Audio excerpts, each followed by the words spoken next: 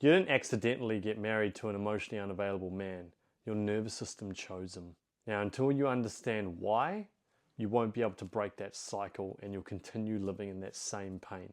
So in today's video, I'm going to explain to you 4 phases that imprint this pattern and how you can actually break that cycle completely. Now, having an emotionally unavailable man, it's not bad luck. It's not bad judgment.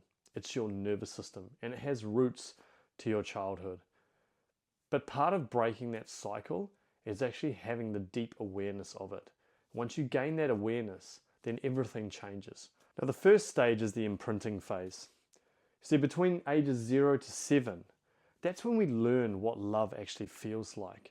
And it all depends on the environment that you're brought up in, and especially how your father went about loving you. So if your father was emotionally unavailable, then there's a good chance that you learnt that love equals being emotionally unavailable, being distant, being hard to reach. And so that gets imprinted. That becomes your model of the world.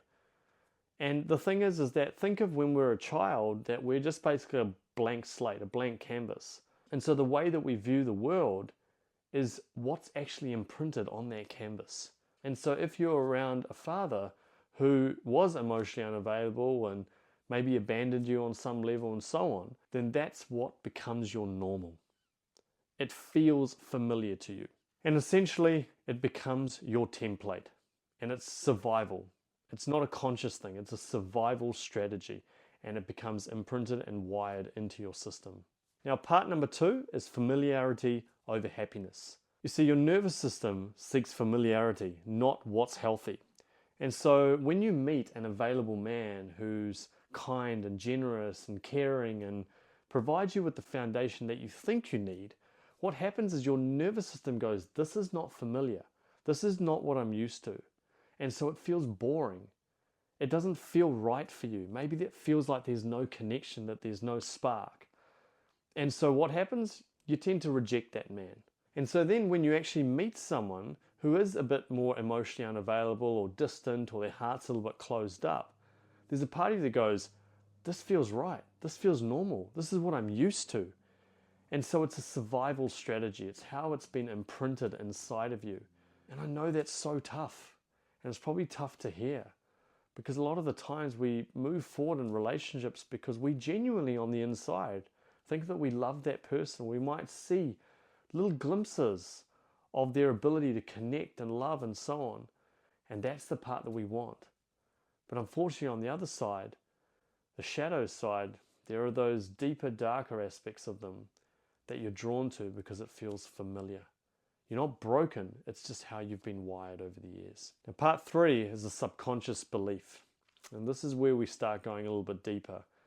And we start to actually raise a few aha moments. You see, deep down, not even at a conscious level, there's a part of you that feels, if I can get this emotionally unavailable man to really love me, if I can win him over, if I can truly get him to choose me and to embrace me and to give me the love that I desperately crave, then I will finally heal that wound that I had when I was with my father.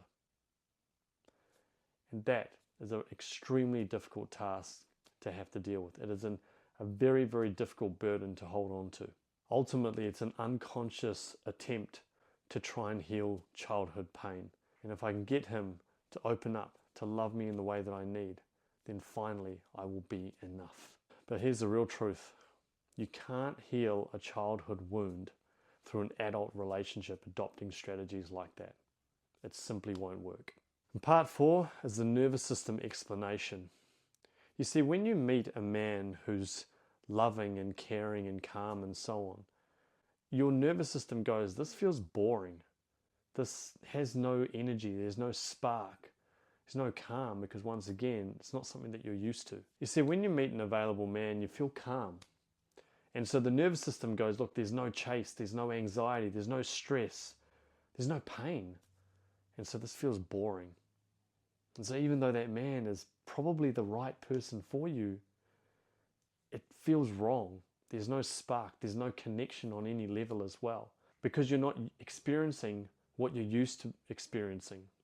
And so then that creates a whole bunch of red flags. But on the other hand, Unavailable men, they feel exciting.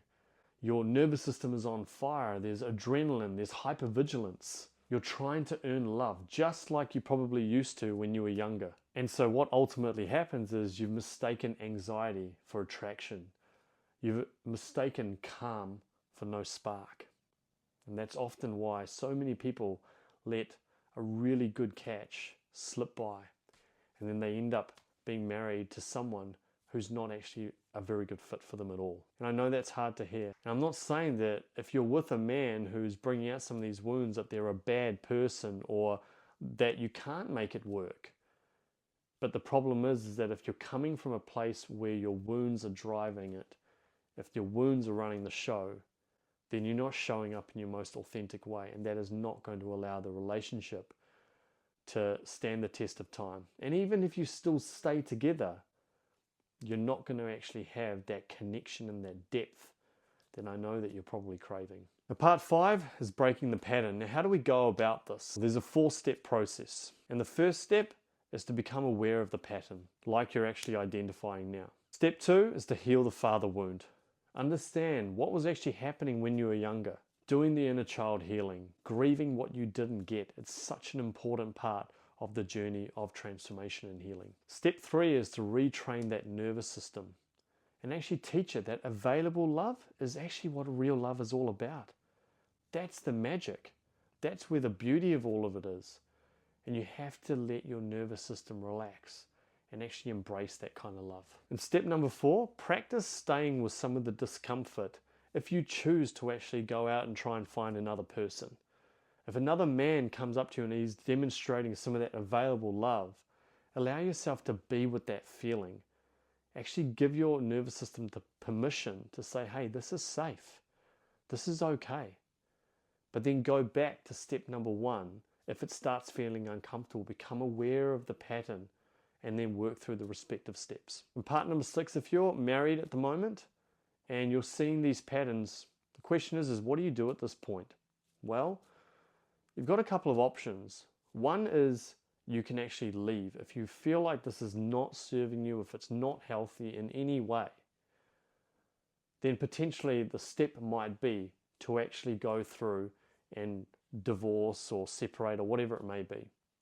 But I actually prefer number 2. And what that is use this relationship as your avenue for healing. Recognize what's coming up inside of you. Recognize the patterns. Understand what are some of the childhood wounds that are coming up. Understand what some of the shadow pains are coming up. Understand what is the anxiety all about. Go deep. Understand what's actually happening. Because then you can utilize the relationship for that healing. And what I've actually found is when we actually do some of the internal healing and we show up in our most authentic way, then interestingly enough, that can sometimes serve as inspiration for the other person to actually do their own healing. Or if that means that he ends up moving on because your energies are no longer aligned, well then in my opinion, you win either way. I know that's an uncomfortable thought, especially if you've got family and so on, I get it. I know it's not as simple as just leaving. But the thing is, it's about healing the wound that drew you to the unavailability in the first place. Otherwise, what will happen is you'll continue to repeat that same pattern. So make sure you go deep. I know this work is not easy. I'm not pretending like it is by any stretch of the imagination. It is tough. But I promise you, if you do it, you will experience a level of liberation that you've never had before. So thank you so much for watching this video. I'd love to hear your own story or any wounds that you're actually working through. I'd love to support you on that path. So make sure you write them down in the comments below. If you want to get more videos like this, hit that subscribe button. And what I'd recommend you do, if you want to do some of that deeper level of emotional healing, then I'd recommend you go through and actually just check out my free training in the comment section below, where it talks you through how my client was able to create the healing that she needed to do within herself and to be able to save her marriage. Thank you so much. God bless, and I'll talk to you soon.